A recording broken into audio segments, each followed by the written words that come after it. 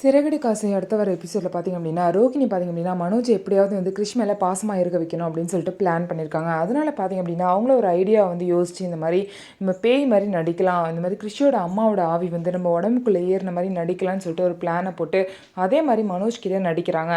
மனோஜை பார்த்திங்க அப்படின்னா டோரை க்ளோஸ் பண்ண சொல்லிவிட்டு இந்த மாதிரி கிருஷியோட அம்மாவோட ஆவி என் உடம்புக்குள்ளே இருக்குது, இந்த மாதிரி வந்து நீ நான் சொல்கிறத கேட்கலன்னா இருக்கும் உங்கள் அம்மாவும் இருக்கும் ஆபத்து வந்துடும், அதனால நான் சொல்கிறத நீ கேட்டு தான் ஆகணும், நீ கிருஷ் கூட இனிமேல் பாசமாக நடந்துக்கணும், அவனை நீ தான் பார்த்துக்கணும், நல்லா கேர் எடுத்து பார்த்துக்கணும், பாசமாக இருக்கணும், பாசமாக இருக்க மாதிரி நடிக்கக்கூடாது அப்படின்னு சொல்லிட்டு மனோஜ் கிட்ட ரோகிணி சொல்கிறாங்க.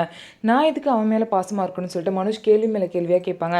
ஒரு கேள்வியும் கேட்கக்கூடாது, பாசமாக இருக்கணும் அப்படின்னா இருக்கணும், வேறு எந்த கேள்வியுமே நீ கேட்கக்கூடாது.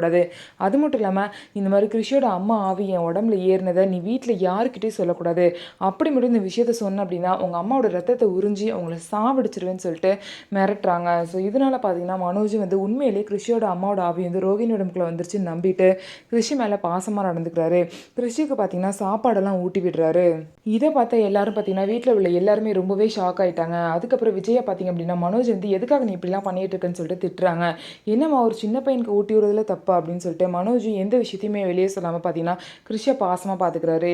ஸோ ரோகிணியோட பிளான் வந்து கூடிய சீக்கிரம் ஒர்க் அவுட் ஆகி மனோஜ் வந்து கிருஷி கூட க்ளோஸ் ஆவார் அப்படின்னு சொல்லிட்டு வெயிட் பண்ணி பார்க்கலாம். நம்ம வீடியோ உங்களுக்கு பிடிச்சிருந்தா நம்ம வீடியோவை லைக் பண்ணிக்கோங்க, மறக்காமல் நம்மளோட சேனலை சப்ஸ்கிரைப் பண்ணிட்டு பாருங்கள்.